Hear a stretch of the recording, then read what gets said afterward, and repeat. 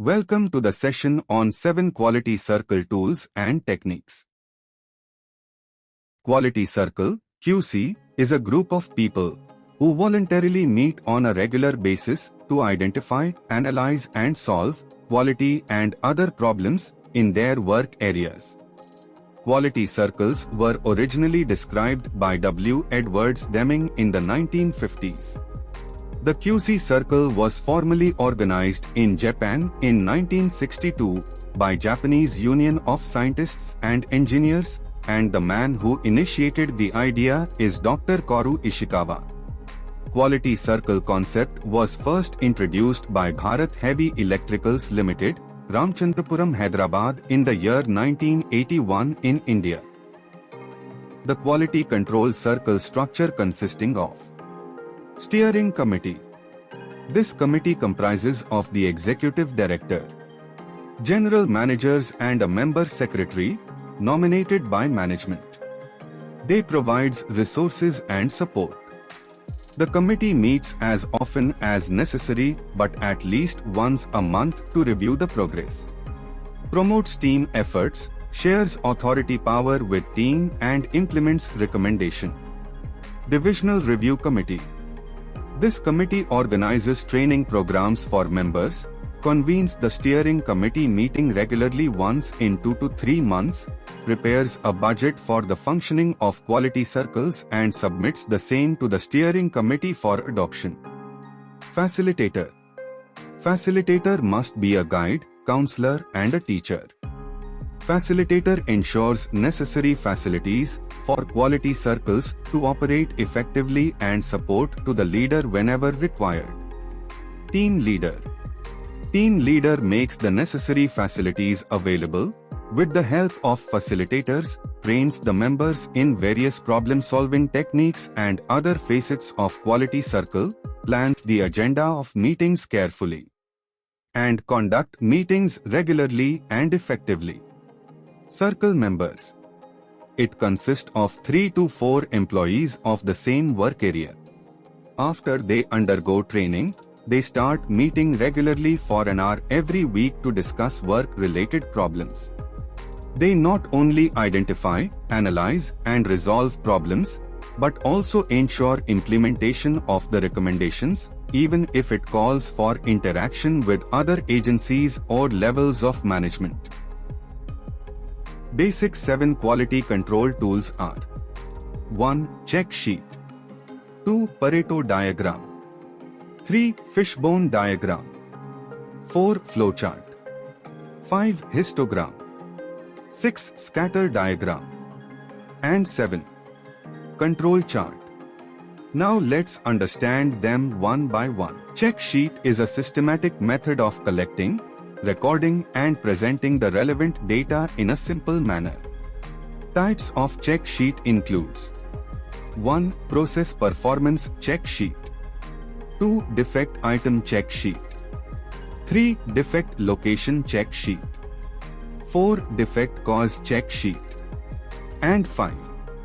Task confirmation check sheet. Check sheet should broadly have 3 types of information.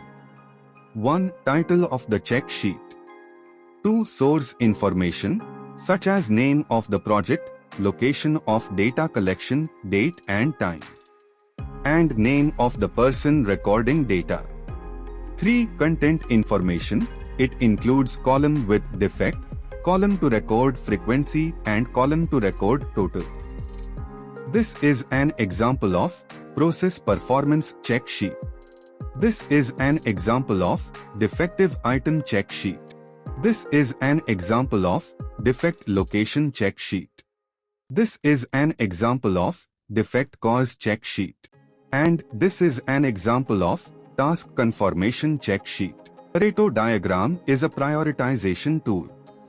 Pareto diagram works on 80-20th principle, and it is used for identifying or priorities of the sets of problems. Wilfredo Pareto, an Italian economist, discovered in 1897 that 80% of a nation's wealth was owned by 20% of the population.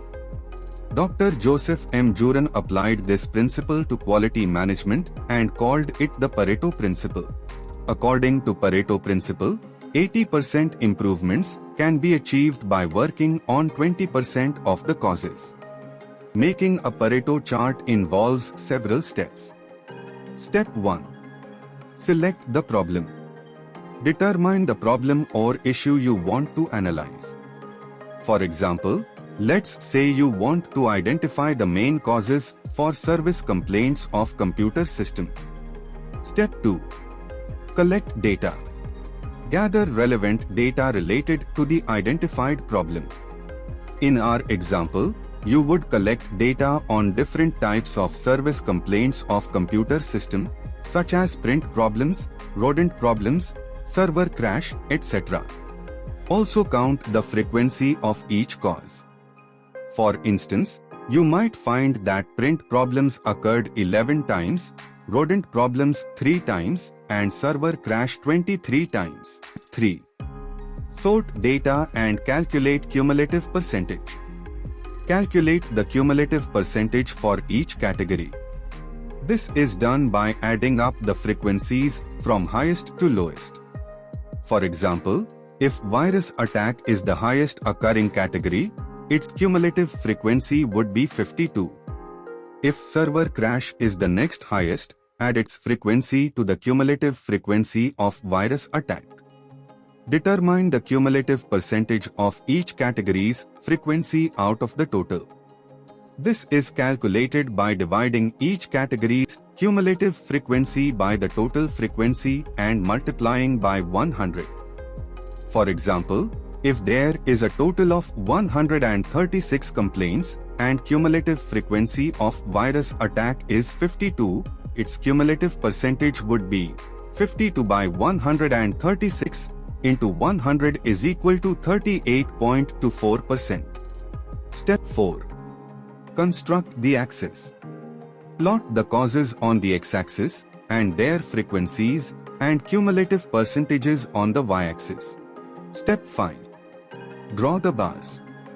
The bars should be arranged in descending order of frequency or percentage. 6. Draw the cumulative percentage line. Draw a line graph representing the cumulative percentage on the secondary y-axis. This line starts from the left corner of the first bar and ends at the top right corner of the last bar. Step 7.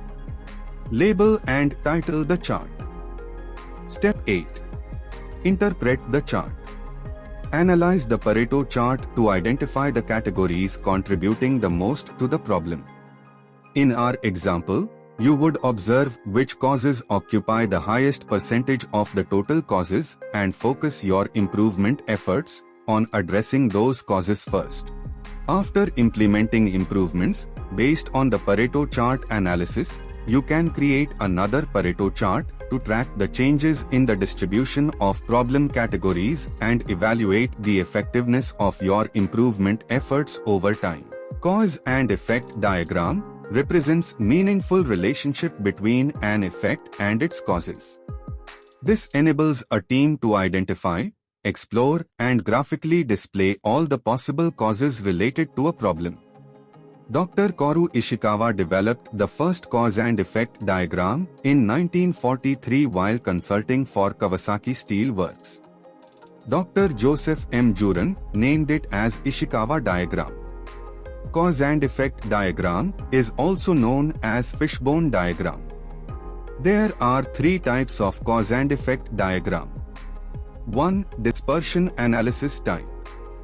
2. Process flow classification type. And 3. Cause enumeration type. Steps in constructing dispersion type cause and effect diagram. Step 1. State the undesirable effect and draw the backbone and draw a line. Step 2. Identify the main cause groups such as man, machine, method, material, measurement. Step 3. Identify the causes and subcauses. Ask why 5 times. Step 4. Identify the root causes. Steps in constructing process flow type cause and effect diagram. Step 1. State the undesirable effect and draw a vertical line. State the undesirable effect. Step 2. Draw the main process flow. Step 3. Identify the causes and subcauses at each stage of the process. And Step 4. Identify potential root causes. Steps in constructing cause enumeration. Type cause and effect diagram. Step 1. State the undesirable effect.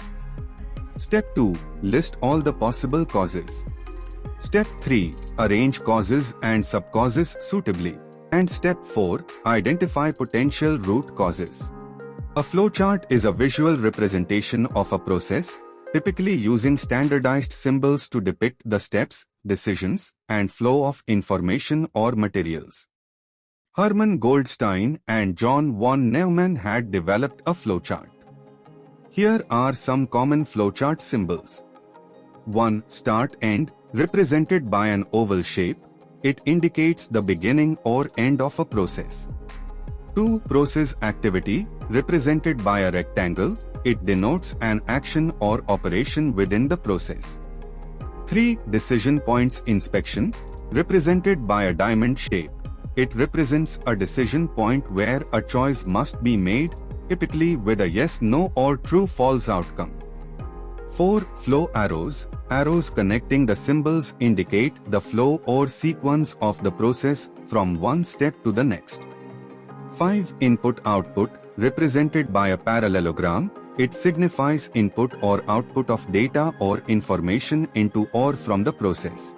Histogram is a type of bar chart representing the frequency distribution of the data from a process. This QC tool was invented by Mr. Carl Pearson. Histogram displays large amount of data that are difficult to interpret in tabular and graphical form. Steps in construction of histogram includes: 1. Decide on the process measure. 2. Gather data. 3. Prepare of frequency table, calculate range, class intervals, class width and boundaries. 4. Draw the axis. 5. Draw the bars. And 6. Interpret the histogram. Scatter diagram is a chart used to study and identify the possible relationship between two variables. Scatter diagram was invented by Sir Francis Galton. This diagram provides both visual and statistical means to test the strength of a potential relationship. Steps in making a scatter diagram includes: 1. Collect paired data. 2. Choose independent and dependent variable. 3. Draw the axis. 4. Plot the points. 5. Label and title the charts. And 6. Interpret the chart. Types of scatter diagram. 1. Strong positive correlation. 2. Strong negative correlation. 3. Positive correlation. 4. Negative correlation. And 5. No correlation. Control chart is a type of run chart used for studying the process performance over time to understand and reduce variation. It was invented by Dr. Walter Andrew Shewhart in 1924. He was working in Bell Labs on a project to make all telephones alike. He also published the book called Economic Control of Quality of Manufactured Product in 1931. Control charts are categorized based on the type of data they analyze and the purpose of monitoring. The common types of control charts include: 1. Variable control charts. It is used for data that can be measured. Variable control charts includes: Individuals chart monitors the variability of a single variable over time. It plots individual data points against a central line and control limits. Moving range chart, used in conjunction with the individuals chart to monitor the variability between consecutive data points. And X-bar and R chart monitors the process mean and range of subgroups of data collected at regular intervals. 2. Attribute control charts. It is used for data that can be counted. Attribute control charts includes P-chart monitors the proportion or percentage of defective items in a sample. NP-chart monitors the number of defective items in a sample. C-chart monitors the count of defects per unit of measurement. U-chart monitors the count of defects per unit of opportunity. To make a control chart, follow these general steps. Collect data. Gather data on the process or product you want to monitor. Ensure that the data is collected in a systematic and consistent manner. Determine chart type. Based on the type of data, variable or attribute, and the nature of the process, select the appropriate type of control chart, example, X and R chart, P chart, C chart. Calculate control limits. Calculate the control limits for the chosen control chart. Control limits are typically set at plus or minus 3 standard deviations for normal distributions from the process mean or proportion. Plot data points. Plot the data points on the control chart. For variable control charts, plot the subgroup means, X, and ranges, R, or individual data points. For attribute control charts, plot the appropriate summary statistic, example, proportion defective, count of defects. Calculate central line. Calculate the central line for the control chart. This is typically the mean or proportion of the data. Plot control limits. Plot the upper and lower control limits on the chart. These limits help identify when the process is out of control. Analyze patterns. Analyze the patterns and trends in the data. Look for points that fall outside the control limits, as well as patterns such as runs, trends, or shifts. Interpret results. Interpret the results of the control chart. Determine if the process is in control or out of control. By following these steps, you can effectively create and use control charts to monitor and improve process performance in various industries and applications. Thank you for listening.